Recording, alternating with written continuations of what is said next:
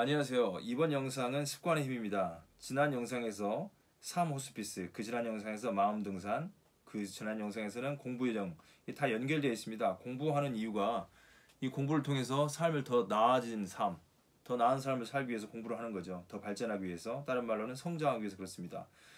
생각이 성장하면 그 성장한 생각을 가지고 내가 어떤 존재인지, 나는 어떤 생각을 해야 되는지 생각하는 거고요. 삶 호스피스에서는 삶과 죽음을 하나로 보았습니다. 그리고 더 나은 상상력, 그리고 자기 자신을 돌아보는, 그리고 삶과 죽음이 연결되어 있다는 것. 근데 삶과 죽음이 연결되어 있기 때문에 습관의 힘 중요합니다. 최근에 개봉했던 국가 부도의 날입니다. 1997년 IMF 사건을 다룬 건데, 이때 국가 부도가 났을 때 누군가는 부도 속에 베팅을 했고, 어떤 분들은 부도를 막아야 된다, 어떤 분은 살아남기 위해서, 생존을 위해서 살았습니다. 이 영화 마지막에 이런 대사가 나옵니다. 김혜수님이 하시입니다. 들어보겠습니다. 이에 또 당하지 않기 위해서는 잊지 말아야 해요. 끊임없이 의심하고 사고하는 것. 당연한 것을 당연하게 생각하지 않는 것. 그리고 항상 깨인 눈으로 세상을 바라보는 것. 저는 두 번은 지고 싶지 않거든요. 네, 위기는 반복돼요. 위기에 또 당하지 않기 위해서는 잊지 말아야 해요. 끊임없이 의심하고 생각하는 것, 사고하는 것. 당연한 것을 당연한 것으로 생각하지 않는 것. 당연한 것을 당연하게 생각하지 않는 것. 그리고 항상 깨인 눈으로 세상을 바라볼 것. 저는 두 번을 주고 싶지 않다는 거죠. 두 번 실수하고 싶지 않다는 겁니다. 이 습관의 힘도 마찬가지입니다. 생각의 힘을 반복해서 더 나은 생각을 가지려고 하는 거죠. 인간은 누구나 다 더 나은 삶을 추구합니다. 가치 있는 삶을 추구하되, 완벽한 인간이 되려고는 이 되겠다는 욕망은 좀 버리는 게 좋습니다. 그렇지 않으면 자신이 완벽하지 않다는 사실 때문에 많은 고통과 고민을 하게 되기 때문에 그렇습니다. 인간은 완벽해질 수 없습니다. 불완전한 존재이기 때문에 성장은 할 수 있겠죠. 더 나은 존재로. 그래서 피해망상이라는 건 그겁니다. 피해망상은 자신이 가진 장점을 지나치게 과장하는 태도라고 할 수 있습니다. 누구나 장점이 있습니다. 근데 그걸 지나치게 과장해서 자기가 그 장점으로 인해서 인정받지 못할 때 피해망상이 될 수 있겠죠. 사실은 자기 장점은 누구에게 인정받기 위해서 하는 게 아니고, 자기가 더 나은 사람이 되도록 하기 위해서 장점들을 키워나가는 거죠. 물론 중요한 가치들은 상실하기는 쉽지만 그것을 얻기는 어렵습니다. 아리스토텔레스님께서는 이렇게 말합니다. 인간은 파괴되기 쉽고 망가지기 쉽다. 하지만 반대로 만들어지기는 무척 어렵다고 말합니다. 인간은 오래 사는 것보다도 의미 있게 사는 법을 배워야 할 것입니다. 가치 있는 삶, 의미 있는 삶은 세계에 대한 바른 견해, 그리고 올바른 윤리관, 규칙적인 생활 습관이라고 할 수 있습니다. 세계관과 올바른 윤리관, 그리고 좋은 생활 습관이 있어야 되는 거죠.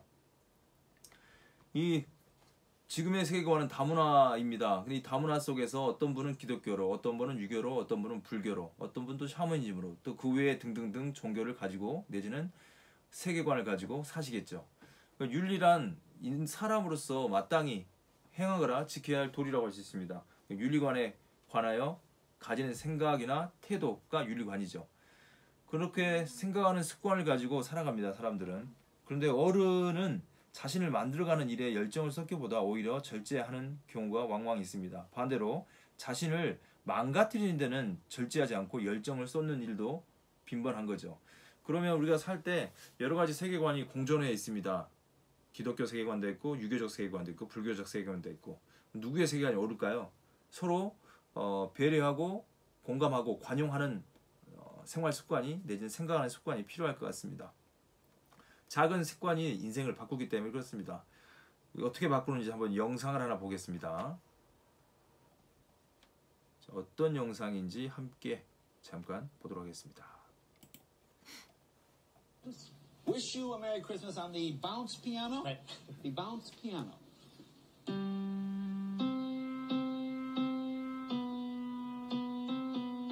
자, 이게 맛보기인 거죠. 맛보기. 이 정도는. 이렇게 해서 TV에 나올 수는 없습니다. 자, 이제 본격적으로 보여드리겠습니다. 제가 하는 건 아니죠. 이분이 하시는 거죠. 반복의 힘입니다. 습관의 힘. 피아노를 손으로 치는 게 아니고 공으로 치는. 예. 자, 여기까지 보고 넘어가겠습니다. 더 많이 볼 수는 없습니다. 이분도 이 공연하는 걸 봤습니다. 이분은 불쇼를 하시는 분인데 3년 연속 연습을 했더니 이렇게 몸에 화상을 입지 않고 불쇼를 하는 이분의 영상도 틀어줄 수가 없음을 아쉽습니다. 이분도 틀어줄 수가 없는데 어쨌든 훈련을 통해서 자기를 더 발전시키는 여러 사람들이 많습니다. 스포츠에서도 있고 또 공부에서도 있고 뭐 등등 여러 가지가 있겠죠. 그리고 어른들은 뭐 하냐면 자기 꿈과 열정을 가지고 도전해서 자기를 더 낫게 만드는 거죠. 근데 요즘 어른이들, 이런 어린이들이 비유적으로 보여준다면 이렇게 자기 자신을 몸을 만들어서 운동화에서 이렇게 몸을 만드는 분이 있는가 하면 이렇게 자기의 절제하지 않고 열정을 쏟아가지고 이렇게 많이 먹어서 몸을 망가뜨리는, 여기 어디 동물원에 이렇게 있었던 원숭이인데 관객들이 계속 음식을 주는 걸 많이 줬다고 합니다. 근데 계속 먹다 보니 이렇게 몸이 돼버린 거죠. 그리고 이 사진을 찍었을 쯤에는 이 원숭이는 다시는 보이지 않았답니다. 다시 보이지 않았다는 것은 죽었다고 말할 수 있겠죠. 이게 사람을 보여드릴 수 없어서 이런 사진 하나 보여드렸습니다. 더 발전된 사람이 있는가 하면 발전되지 못한 사람도 있는 거죠. 그런 걸 이 국가라는 책에서 잘 보여줍니다. 기게스의 반지라는 이런 국가, 기게스의 반지 국가가 있습니다. 여기에 기게스의 반지는 플라톤의 대화편에 나와 있는 이야기입니다. 플라톤의 대화편 국가는 총 10권으로 되어 있습니다. 한 권인데 10권이라 그럽니다. 대화편에 이 국가에서 신비한 반지에 관한 이야기가 나옵니다. 그걸 기게스의 반지라고 합니다. 이 반지, 절대 반지처럼요, 반지의 제왕에서 반지를 발견한 사람 이름이 기게스입니다. 그래서 기게스의 반지라고 합니다. 이 사람은, 기게스는 목동이었습니다. 목동 기게스는 들판에서 양치기, 양들에게 풀을 먹이고 있었습니다. 그런데 갑자기 비바람이 불어서 지진이 일어난 거죠. 이 사진이 지진같이 보입니까? 어쨌든 지진이 일어나서 땅이 갈라진 겁니다. 땅이 갈라지고 갈라진 틈에서 보니까 기게스는 새끼손가락에 금반지를 끼고 있는 시체를 발견합니다. 기게스는 그 반지를 끼고 목동들의 모임을 갑니다. 시체에서 반지를 빼서 그 반지를 끼고 목동들이 있는 모임에 가게 됩니다.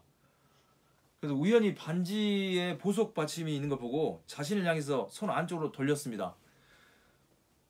돌렸는데 어떤 일이 벌어지냐면 사람들이 자신을 보지 못하는, 말하자면 투명인간이 되는 거죠. 그래서 놀라서 다시 한번 반지를 바깥으로 돌려봤더니 사람들이 다시 자기의 눈에 보이게 되는 거죠. 그래서 그 반지가 자기를 투명인간이 되게 한다는 걸 알게 된 겁니다. 그래서 이런 놀라운 능력을 갖고 있게 되니까 어떤 일이 벌어졌을까요?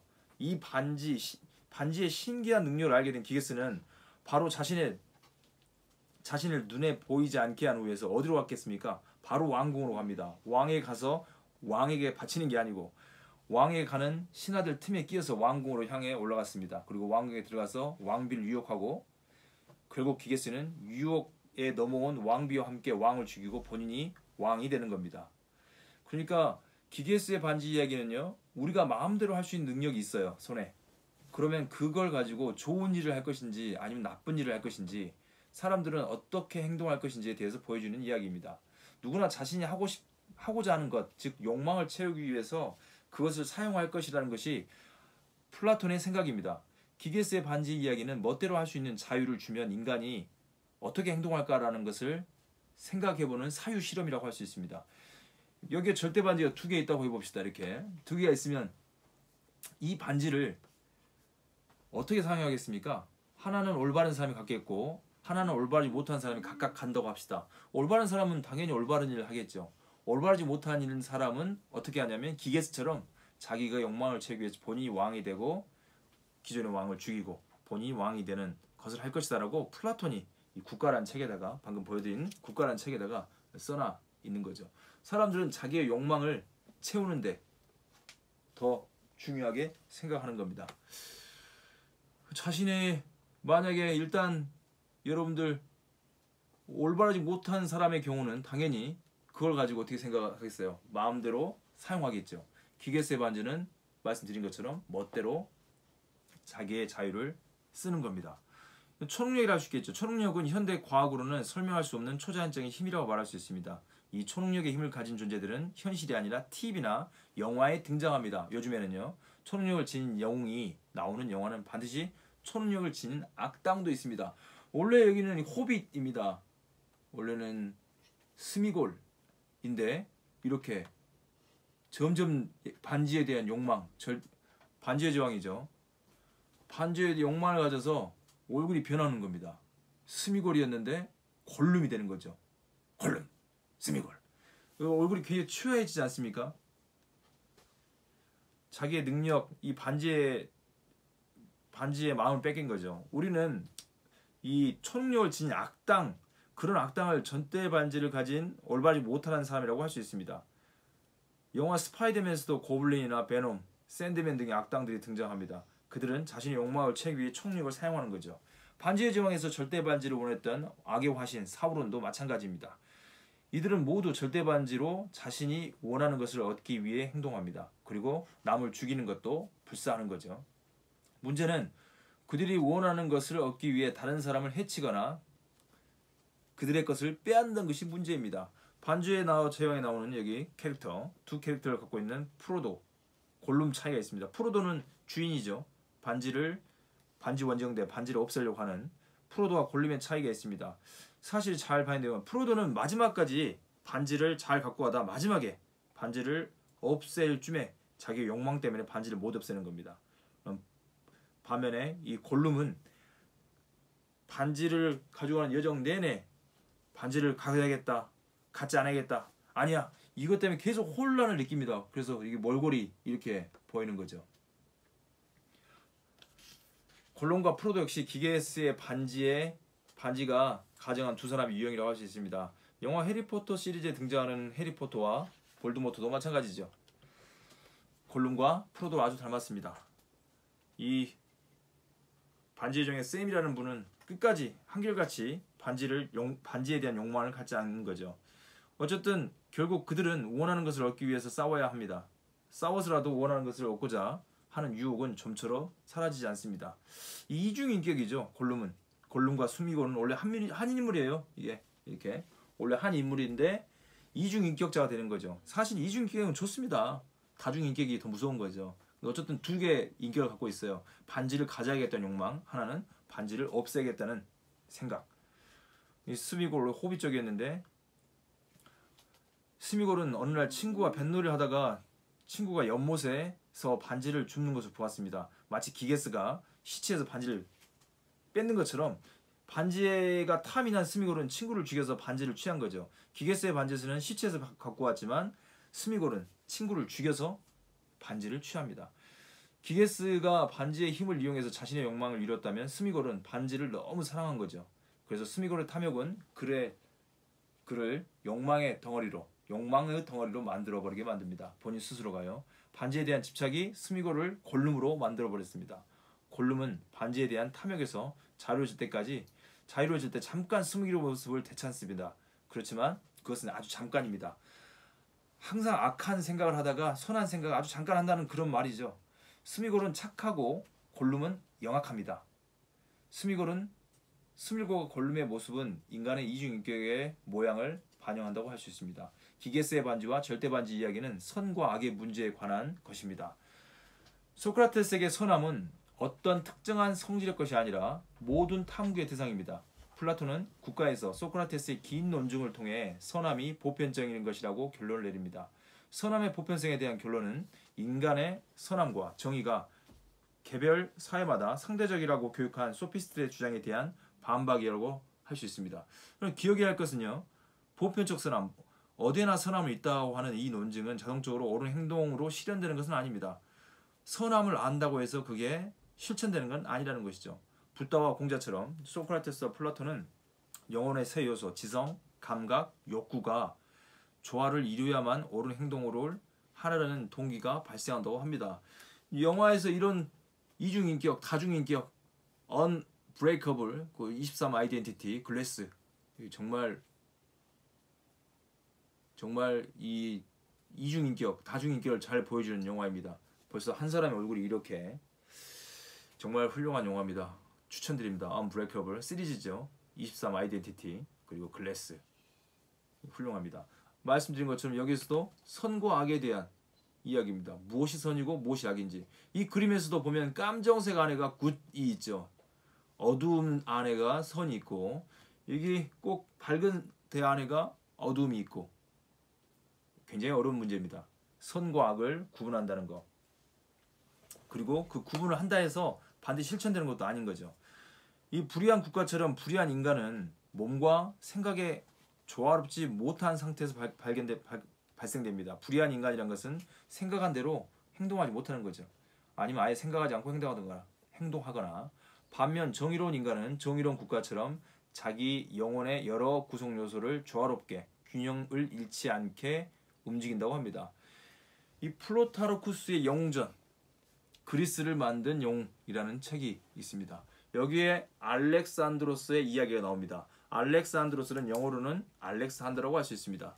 이 알렉산드로스가 점령한 제국 굉장히 넓죠. 알렉산드로스가 영어로는 알렉산더라고, 알렉산더 대왕이라고 하기도 하는데 원래는 알렉산드로스입니다. 이 마케도니아라는 곳에서, 여기 마케도니아라는 곳에서 이 전체를 점령한 굉장히 엄청난 대왕이죠. 이분은 그렇게 말합니다. 알렉산드로스는 아리스토텔레스를 숭배했고 그의 아버지 못지않게 사랑했습니다. 왜냐하면 부모는 선택할 수 없지만 스승은 선택할 수 있거든요. 아리스토텔레스는 훌륭하게 사는 법을 가르쳐줬습니다. 알렉산드로스에게는 적을 이기는 것보다도 자신을 이긴 것이 더 제왕답다고 생각했다고 합니다. 남을 경쟁에서 이기는 게 중요한 게 아니고 자기 자신을 이기는 게 제왕답다고 생각해서 이 정복하는 나라마다 모든 전리품들을 나눠갔지만 여자들은 건드리지 않았다고 합니다. 알렉산드로스는 배우기를 좋아하고 책 읽는 걸 좋아했습니다. 그가 의술에도 관심이 있었던 것은 자기 스승 아리스토텔레스 덕분이라고 이 그리스를 만든 영웅들에서는 적혀져 있습니다.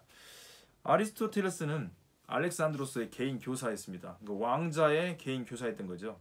알렉산드로스는 일반 학생에게 공개하지 않은 것들을 배웠습니다. 특히 아리스토텔레스의 윤리학, 니코마코스 윤리학 이런 책, 이것도 보게 될 거고요. 이런 책을 공부했고 또 철학자들의 말로 했던 것들을 심오한 비결들을, 이론들을 이렇게 가르침을 받게 된 거죠. 그래서 알렉산드로스가 아시아 원정 중에 스승이 몇 권의 책을 출판했다는 이야기를 듣고 스승에게 편지를 보냅니다. 뭐라고 보냈겠습니까? 선생님이 책을 낸다고 하니까 이렇게 답을 합니다. 선생님께서는 구전으로 말씀으로 이야기했던 것을 출판하신 것은 잘못된 일입니다. 와잉? 출판하지 말라는 거죠. 왜? 이유가 뭐냐면 제가 배운 이론들이 만인 모든 사람들의 공동 재산이 된다면 무엇으로 제가 남을 능가 뛰어날 수 있겠습니까? 저는 권력보다도 최선의 것에 관한 지식에서 남을 능가하고 싶습니다 해서 이렇게 편지를 보냅니다. 출판하지 마시라고. 나한테 말로 가르쳤던 걸 글로 해놓으면 모두가 다 공유하지 않겠냐. 지금 여러분과 제가 공유하는 것처럼. 그래서 못하게 합니다. 그래서 여러 가지 이유를 핑계대서 안 하겠다 했는데 결국은 했죠. 왜냐하면 알렉산드로스 대왕은 33살에 마치 예수님처럼 33살에 인생을 마감했기 때문에 더 오래 살았으면 아마 아리스토텔레스를 힘들게 했을 수도 있을 것 같습니다. 제 생각입니다. 근데 어쨌든 이 선생님이 출판한 것 출판을 못하게 합니다. 편지를 읽은 아리스토텔레스는 자존심이 상한 제자를 달랬다고 합니다. 그는 책을 출판했지만 제자에게 사사한 것들, 제자에게 말로 가르쳤던 것들을 책에 담지 않았다는 어떤 변명을 한 거죠. 어쨌든 누구보다도 지혜롭고 싶었던 알렉산드로스는 이 니코마코스 윤리학을 아리스토텔레스에게도 배웠을 것입니다. 이 니코마코스 윤리학의 탁월함에 대해 나와 있습니다. 지금 습관의 힘으로 하면서 왜 여기까지 이런 이야기를 하냐면 탁월해진다는 것은 좋은 습관을 통해서 되는 거거든요. 탁월해지는 거. 말씀드린 것처럼 배우기를 좋아했던 알렉산더는 아리스토텔레스 숭배했고 아버지 못지않게 사랑했습니다. 왜냐하면 아버지는 그에게 생명을 주었지만 아리스토텔레스는 훌륭하게 사는 법을 가르쳐 주었기 때문에 그럽니다. 이 손흥민의 영상이 있는데 이것도 넘어가겠습니다. 여기서도 손흥민 무한 반복합니다. 좋은 습관을 들이는 거죠. 아버지가 계속 따라다니면서 훈련을 시키는 영상인데 아무데나 찾아볼 수 있으니까요. 이 알렉산드로스의 여러 가지 설이 있습니다. 기원전 334년 초 봄 어느 날 그리스인들의 회의가 개최되었다고 합니다. 여기에는 그리스인들은 알렉산드로스를 지휘관으로 삼아서 페르시아, 이란이죠. 페르시아 원정에 참가하기로 표결을 했습니다. 그래서 그를 총사령관으로 공포한 거죠. 그래서 그가 많은 정치가와 철학자가 그를 찾아와서 축하 인사를 하게 되는데 여기에 디오게네스가 올 거라고 생각한 거죠. 찾아오지 않았습니다. 그래서 알렉산드로스는 고린토스에 머물고 있는 시노페 출신 디오게네스를 찾아올 거라 생각한 건데 안 온 거죠. 그래서 본인이 직접 찾아갑니다. 디오게네스는 견유학파의 대장이라고 할 수 있습니다. 이끈. 그러나 디오게네스가 나타나지 않아서 알렉산드로스는 디오게네스를 찾아갑니다. 근데 디오게네스는 여가를 즐기고 있는 거죠. 햇빛을 받고 있었던 겁니다.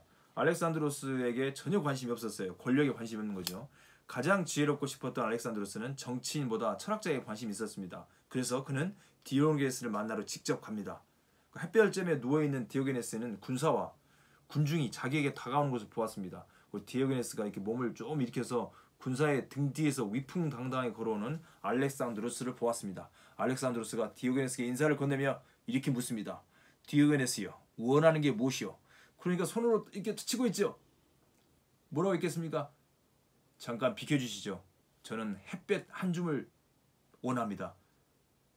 햇빛 가리지 마 이런 거죠. 그림자 가리지 마. 왕이 왔는데 이렇게 담대하게 말을 합니다. 그랬더니 옆에 있는 병사들이 비웃었겠죠. 이런 스톤 아이 같은 분이 있나. 알렉산드로스에게 인사를 건네면서 원하는 게 뭐냐 물었으면 뭐 한 자리 주세요. 이런 것도 아니고 지금 나는 햇볕 쬐는 게 내가 원하는 것이요. 햇볕을 가리지 않게 조금만 비켜주시오. 라고 대답했다고 합니다. 이 디오게네스는요. 견유학파, 개학파란 거죠. 개학파. 견유, 개. 이 금욕생활이 습관화된 그는 지위나 재물이 아니라 따사로운 햇빛을 원했던 겁니다. 그래서 알렉산드로스는 햇빛을 가리지 말라는 말에 깊은 감명을 받았습니다. 알렉산드로스는 햇빛 위에 아무런 것도 관심이 없는 디오게네스의 도도함과 당당함에 감탄한 거죠. 그런데 옆에 있었던 부하들은 어떻게 생각했겠습니까? 디오게네스를 비웃으며 조롱했습니다. 그때 알렉산드로스가 부하들에게 말합니다. 정말이지.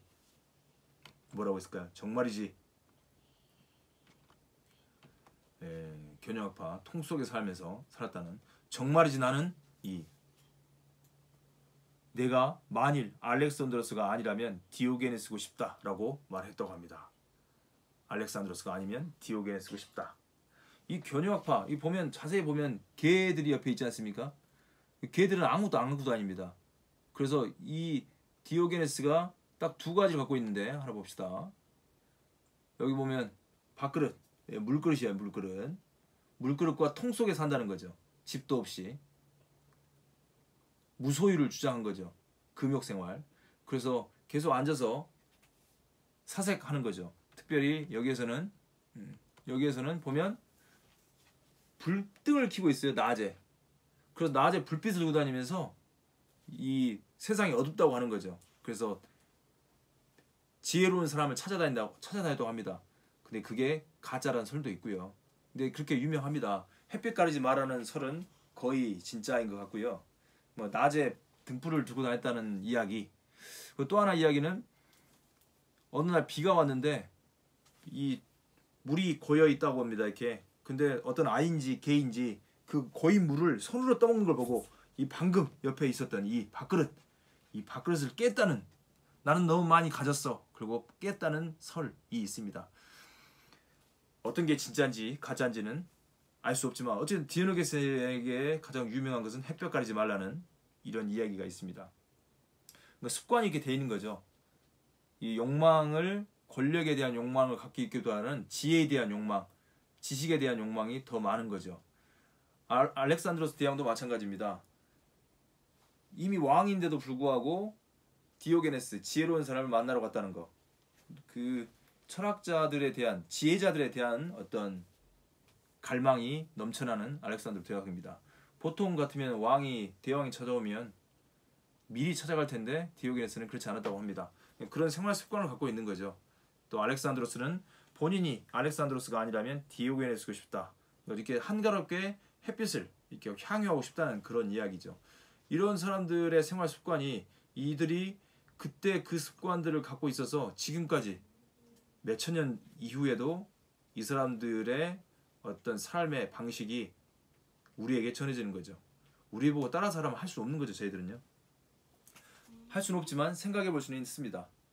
이 사람들이 가치 있는 삶을 살기 위해서 여러 책들을 읽었고 생각을 했다는 것을요. 이제 그 다음 영상에서는 라비린토스로 넘어가겠습니다. 미노스 왕에 대해서 한번 더 습관의 힘에 대해서 좀 더 다루겠습니다. 여기까지 시청해주셔서 감사합니다. 다음 영상에서 뵙겠습니다. 수고하셨습니다.